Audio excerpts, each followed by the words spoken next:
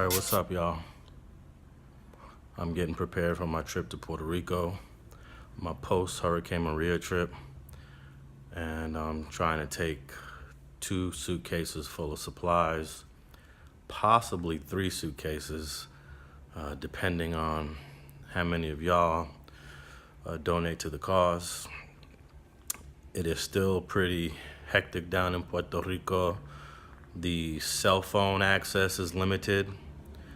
There is still limited running water on the island, and there's still limited electricity on the island. But the grid is actually popping up in a few areas, in a few towns throughout the island. And also, you can get a signal if you're in San Juan. There are certain larger towns in Puerto Rico where you can get a signal. In Caguas, it's possible to get a signal, but the signal might drop. And in San Juan, it's possible to get a signal. But, you know, there's 3.5 million people on that island that are dispersed in various towns and pueblos throughout the island. And not everyone has access to move around, especially with limited gasoline, which is another problem. So I'm hoping, my big concern when I go to the island is that I don't run out of gas and that I'm able to get gasoline somewhere, because I will be driving around.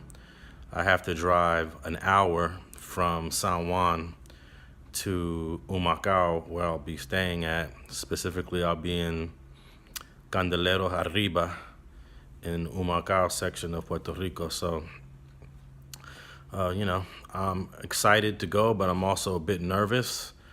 JetBlue is flying me there. A lot of the flights were canceled because the airport in San Juan is also running on limited power.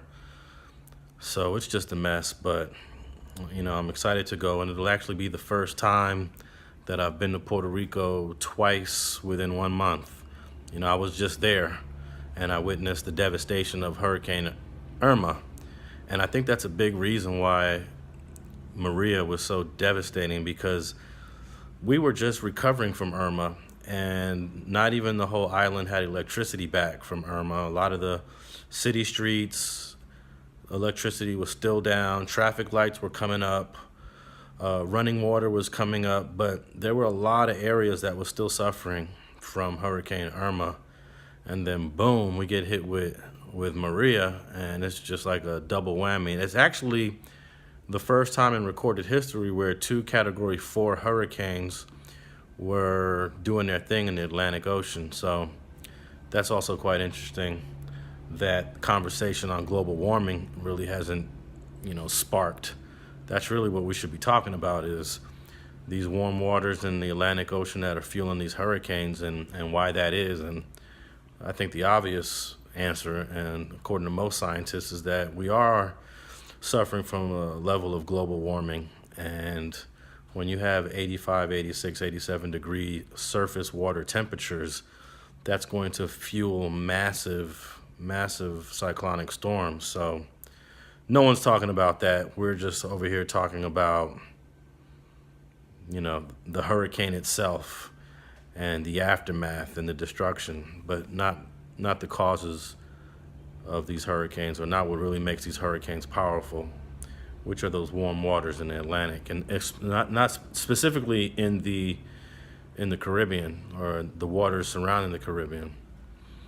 But I'm getting ready for my trip. I'm going to try to post updates and keep you guys abreast of what's going on, and I'm going to make sure all this stuff right here goes directly to the people. It's not going to be sitting on a pallet in San Juan waiting for someone to deliver it. This is all going to go in my rental car, and I'm taking it straight to the neighborhood, to the community, and right to the people.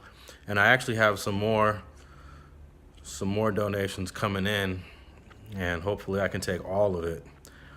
All right, wish me well, and check this channel for some updates that I'm gonna try to do from Puerto Rico. All right.